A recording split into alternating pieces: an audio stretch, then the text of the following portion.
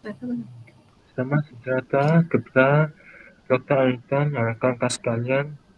Hari ini kami dari Kumpulan 7, iaitu saya sendiri dan rakan saya Sikit Awani akan membuat satu kajian yang bertemakan keracunan bahasa yang berlaku di media sosial dan impaknya terhadap kanak-kanak yang masih dalam alam persekolahan.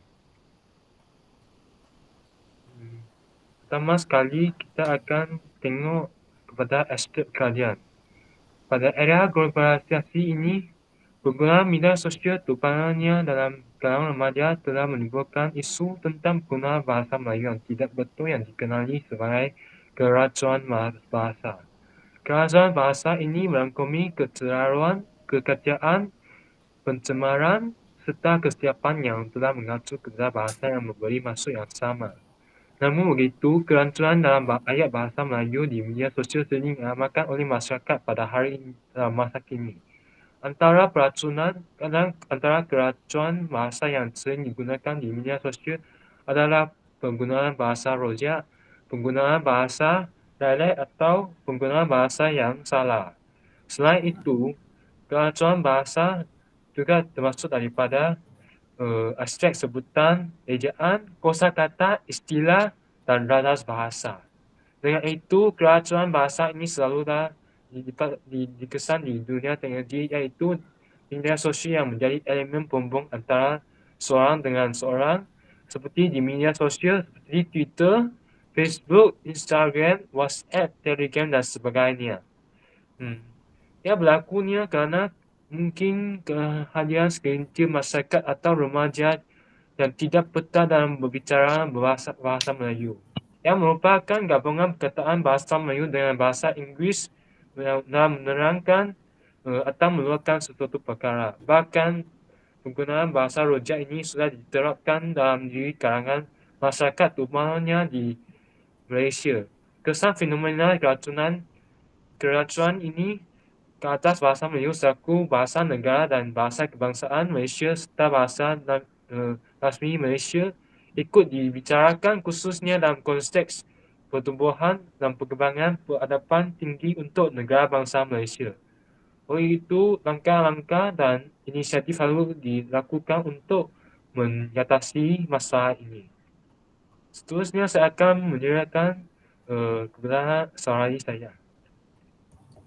Terima kasih Saudara Lim. Seterusnya saya pula akan terangkan apa yang latar belakang dan juga permasalahan kajian yang telah kami lakukan. Pertama sekali, bahasa ini dikenali sebagai asas keterampilan dan juga identiti kepada sesuatu bangsa, dan perbezaan etnik di negara kita iaitu Malaysia menjadi salah satu sebab berlakunya kerancuan bahasa ini. Dan seterusnya, penggunaan bahasa Melayu ini sebenarnya digantikan dengan bahasa-bahasa yang lain yang kita boleh lihat daripada social media, penggunaan social media.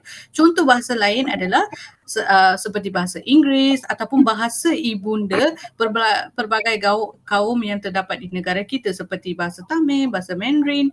Dalam penggunaan pertuturan mereka akan gabungkan bahasa rasmi iaitu bahasa kebangsaan kita, bahasa Melayu, dengan bahasa ibunda mereka ataupun bahasa Inggeris apabila mereka bertutur ataupun ketika menyampaikan idea mereka di platform media sosial ini. Dan itulah yang kita dipanggil sebagai atau diberi nama istilah sebagai kerancuan bahasa. Itu merupakan permasalahan kajian kami.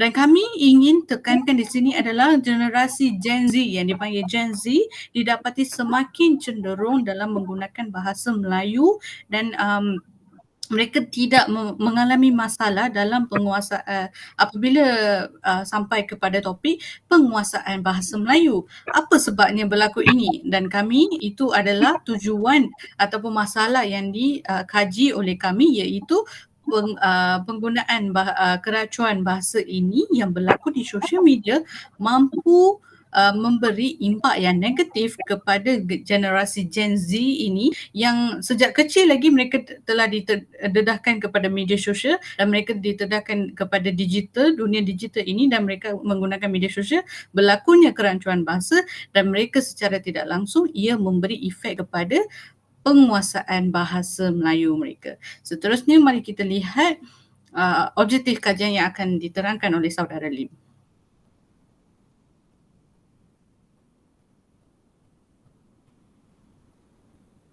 Silakan saudara. Minta maaf. Seterusnya saya akan menerangkan tentang objektif kajian kita. Terdapat 4 objektif yang telah saya kenal pasti untuk kajian ini. Pertama sekali iaitu jenis keracuan yang berlaku dalam bahasa Melayu, punca-punca. Yang kedua, punca-punca berlakunya keracuan bahasa dalam bahasa Melayu. Yang ketiga yaitu kesan keracuan bahasa atas bahasa Melayu. Yang terakhir sekali yaitu mengenal pasti cara dan inisiatif untuk mengatasi keracuan bahasa Melayu. Seterusnya kita akan tengok tentang definisi konsep untuk kajian ini. Saya akan silakan kepada saudari Awani. Ya, terima kasih. Dan menurut Kamus Dewan edisi keempat yang telah diterbitkan pada tahun 2007 telah menyatakan bahawa perkataan rancu ini, daripada kerancunan bahasa, kita ambil perkataan rancu itu dan mari kita kena pasti apa maksud rancu itu. Maksud perkataan rancu ini membawa maksud tidak teratur ataupun bercampur aduk ataupun berlakunya apa jua kekeliruan dikenal merupakan maksud perkataan rancu. Dan apa pula istilah kerancuan bahasa ini dimaksudkan? Adalah penggunaan bahasa yang tidak betul ataupun kurang gramatis. Bila kita dengar sesuatu ayat yang mengalami kerancuan bahasa ini, kita akan rasa kurang gramatis atau tidak sedap untuk didengarkan. Dan berlakunya pencemaran bahasa ini adalah disebabkan penggunaan bahasa yang melanggar peraturan. Kita dalam sistem bahasa ini, bahasa Melayu ini, kita ada banyak peraturan dan hukum yang perlu dipatuhi semasa kita sedang bertutur, sama ada secara lisan ataupun tulisan. Kita kena mematuhi peraturan tersebut, dan apabila ada situasi di mana kita melanggar peraturan tersebut dan di situlah berlakunya pencemaran bahasa atau yang dengan istilah kajian kita, kerancuan bahasa. Kerancuan bahasa ini boleh berlaku dari pelbagai aspek, pelbagai elemen, sama ada dari pertama sebutan, kedua adalah pemilihan kata kita apabila kita bertutur, ketiga kita boleh katakan sama ada susunan ayat ataupun frasa kita ketika tidak kira bukan sahaja pertuturan, sama ada dalam secara lisan ataupun tulisan. Ketiga-tiga elemen ni kita perlu memberi penekanan. Keempat ni adalah terkandung di bawah hukum atau peraturan yang saya terangkan sebentar tadi. Seterusnya kita lihat apa tinjauan literature kajian kami. Silakan saudara.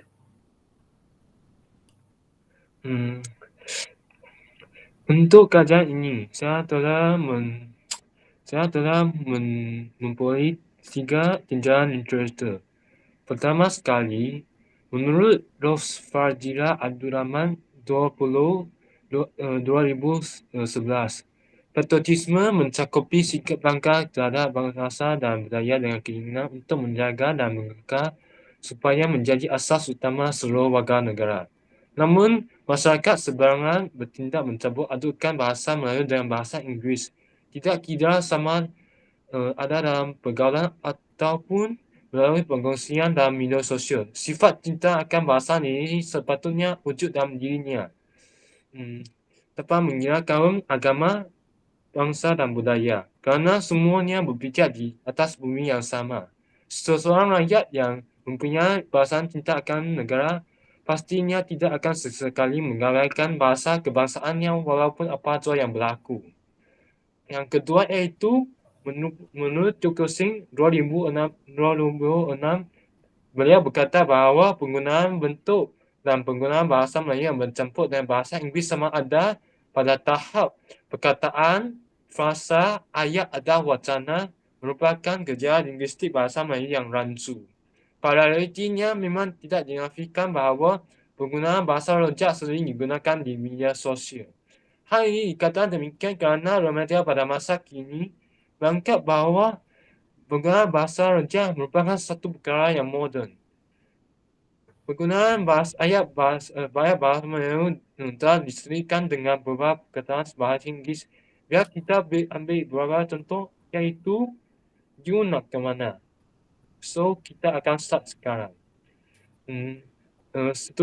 Akhir sekali iaitu tinjauan literatur yang ketiga, iaitu menurut Hasyim Musa dan Halimah Pondok pada 2012, beliau menjelaskan definisi kelancaran bahasa sebagai penggunaan bahasa yang tidak mengikut peraturannya sama ada dari segi sintaksis, morfologi, fonologi, kosakata, istilah dan sebagainya. Hal ini telah mengakibatkan ketidakkekalan dari segi pembentukan ayat, kausa, fasa, ejaan, sebutan, kosakata dan istilah. Hal ini secara tidak langsung menyebabkan penguasaan yang baik dalam kalangan remaja dikesampingkan. Selain itu, penggunaan bahasa yang tidak teratur, tidak tepat dan bercampur-campur ini menjelaskan lambang jati diri seseorang individu kerana bahasa ialah lambang bangsa.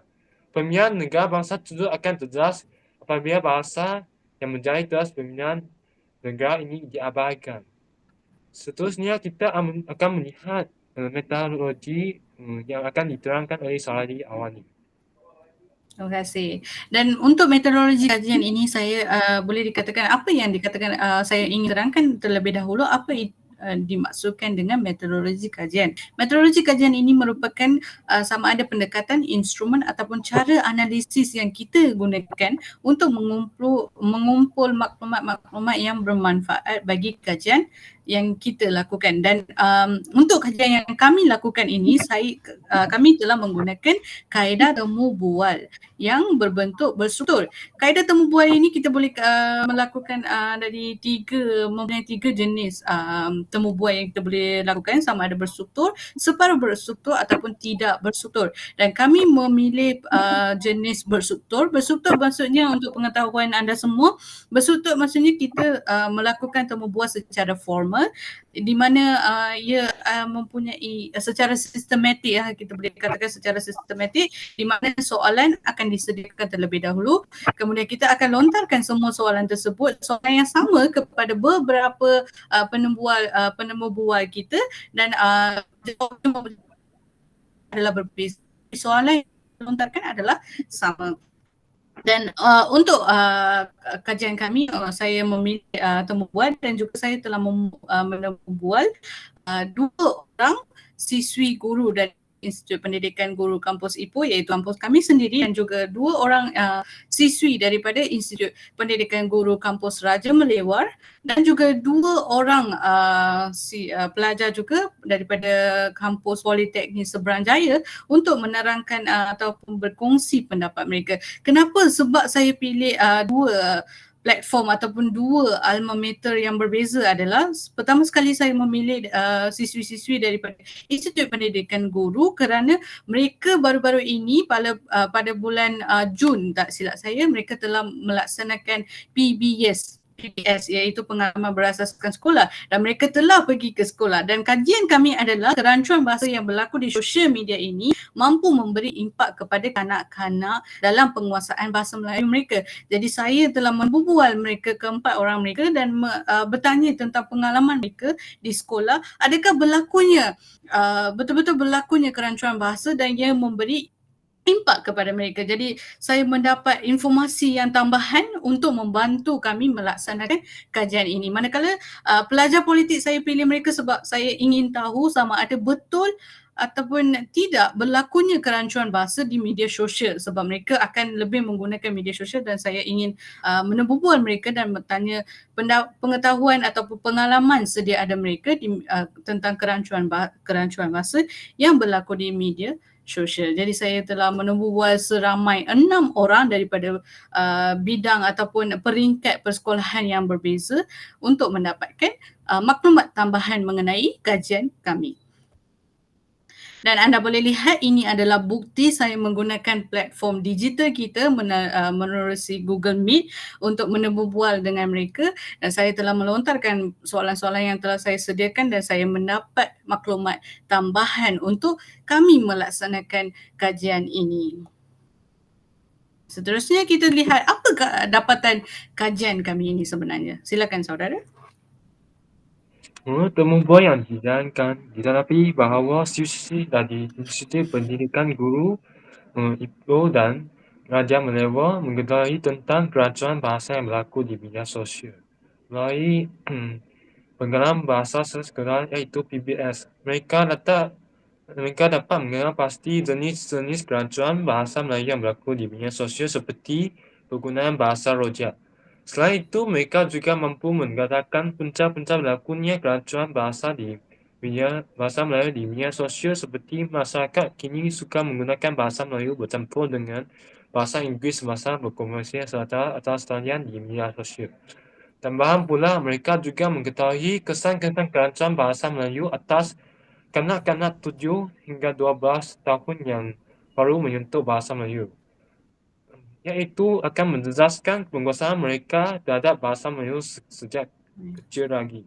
Akhir sekali, mereka telah mencadangkan beberapa inisiatif untuk mengatasi keracunan bahasa Melayu.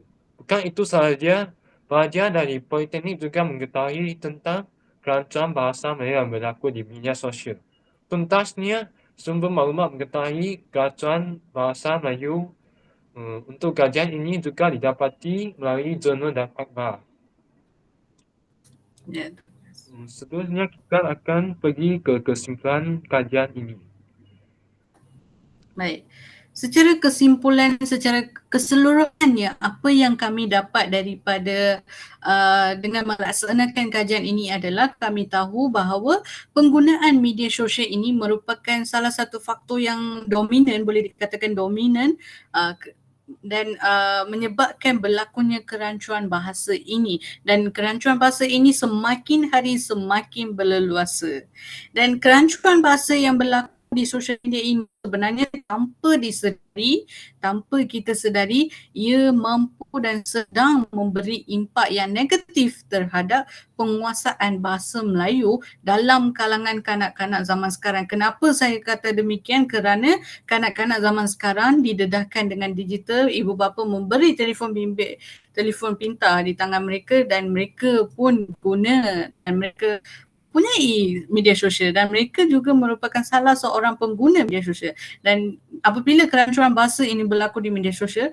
mereka secara tidak langsung memberi impak kepada mereka dan menyebabkan mereka kurang mahir ataupun mengalami masalah dalam penguasaan bahasa Melayu mereka.